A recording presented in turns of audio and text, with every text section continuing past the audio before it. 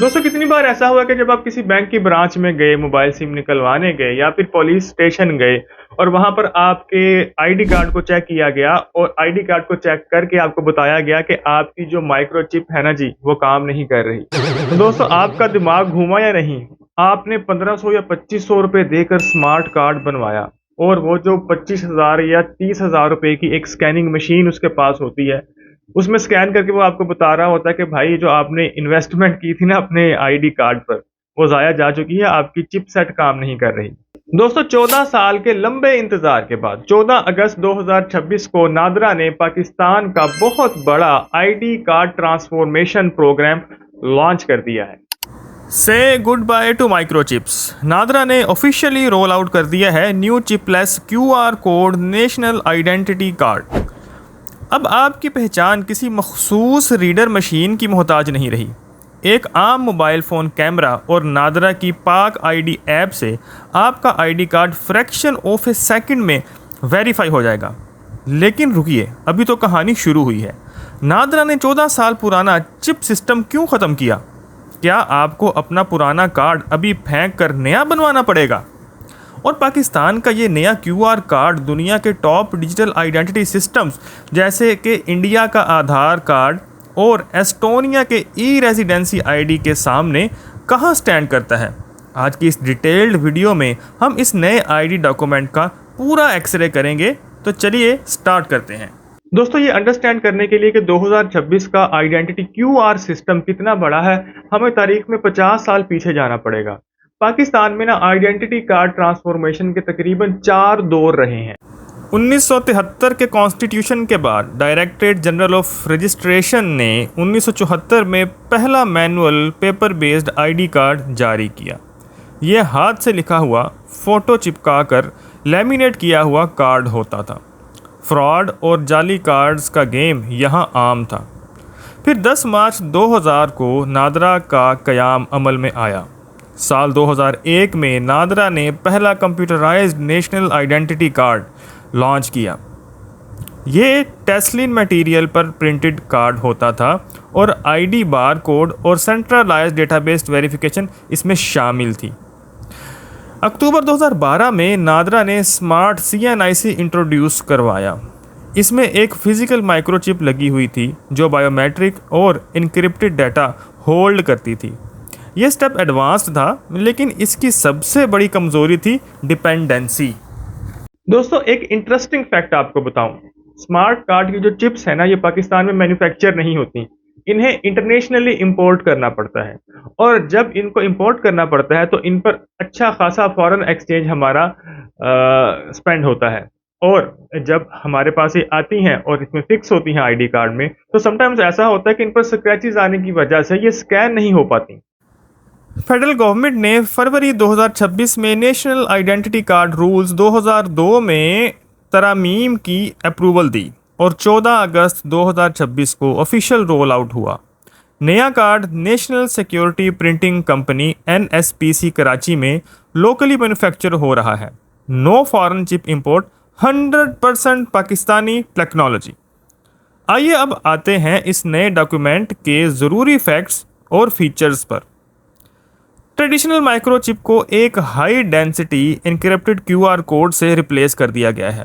इस QR code में card holder की पर्सनल इंफॉर्मेशन, फोटोग्राफ और बायोमेट्रिक सिग्नेचर हैश स्टोर होते हैं। Banks, telecom operators, police, hospitals और पाकिस्तान रेलवेज को अब महंगी चिप रीडर मशीन्स की ज़रूरत नहीं है। वो किसी भी रेगुलर स्मार्टफोन से पाक आईडी ऐप के ज़रिए क्यूआर स्कैन करके इंस्टेंट वेरिफिकेशन कर सकते हैं। नए कार्ड पर विजुअली क्लियर सिंबल्स बनाए गए हैं। स्पेशल पर्सन्स डिसेबिलिटी लोगो, सीनियर सिटीजन्स के लिए 60+ ईयर्स एंड ऑर्गन डोनर्स के लिए अंजाम खैर सिंबल बनाया गया है। Residents of Azad Jammu and Kashmir के लिए भी एक सिंबल बनाया गया है। NSPC कराची में तैयार होने की वजह से कार्ड्स की प्रोडक्शन कॉस्ट में लगभग 40% तक कमी आई है, जिसका फ़ायदा आवाम को कम फ़ी की शक्ल में मिलेगा। अब सवाल आता है जो हर पाकिस्तानी के जहन में है और जो आप इस वीडियो के थ्रू अंडरस्टैंड करेंगे। सवाल ये है कि क्या आपको पुराना कार्ड रिप्लेस करना ज़रूरी है? बिल्कुल नहीं। नादरा ने वाजे किया है कि आपका पुराना स्मार्ट कार्ड या CNIC उसकी एक्सपायरी डेट तक 100% वैलिड रहेगा। आपको लाइन में लगकर नया कार्ड बनवाने की कतई ज़रूरत नहीं है। नया फॉर्मेट रिन्यूअल या न्यू एप्लीकेशंस पर स्टेप बाय स्टेप इशू होगा। दोस्तों, दुनिया में डिजिटल आइडेंटिटी के दो बड़े मॉडल्स हैं। आइए देखते हैं पाकिस्तान का नया 2026 QR कार्ड दुनिया के दो टॉप आइडेंटिटी सिस्टम्स के मुकाबले में कहां पर स्टैंड करता है। दोस्तों, एस्टोनिया का मॉडल अल्ट्रा एडवांस्ड है लेकिन बहुत कॉस्टली है और हार्डवेयर डिपेंडेंट है।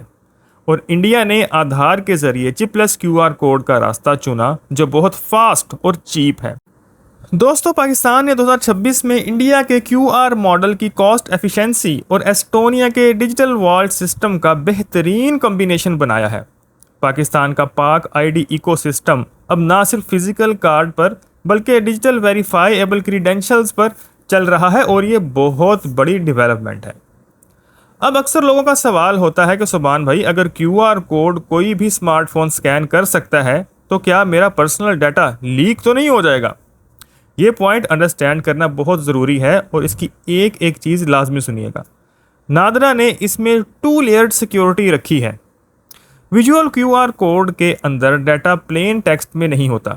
इसे सिर्फ ऑथोराइज्ड ऐप्स जैसे पाक ID सिस्टम या कनेक्टेड सॉफ्टवेयर ही डीक्रिप्ट कर सकता है। एक आम व्हाट्सएप स्कैनर या थर्ड पार्टी ऐप इसे रीड ही नहीं कर सकती। नादरा ने पाक ID ऐप में कंसेंट मैनेजमेंट लॉन्च किया है। जब कोई बैंक या गवर्नमेंट डिपेंडेंट आपका डेटा एक्सेस करना चाहेगा, आपके मोबाइल पर नोटिफिकेशन आएगा। जब तक आप अलाउ पर टैप नहीं करेंगे ना, कोई आपका डाटा देख या सेव नहीं कर सकेगा आपकी परमिशन के बगैर। आपको हर वक्त फिजिकल कार्ड जेब में रखने की भी ज़रूरत नहीं है। पाक ID वॉलेट के अंदर आपका डिजिटल ID कार्ड, डिग्री और driving licence 100% verified digital form में मौजूद होगा। अब दोस्तों, इसका roll out phase timeline discuss कर लेते हैं। 14 अगस्त 2026 को standard national identity cards for inland citizens जो कि फ़ेज़ 1 में है, ये शामिल है। और फेज़ 2 की तरफ आते हैं।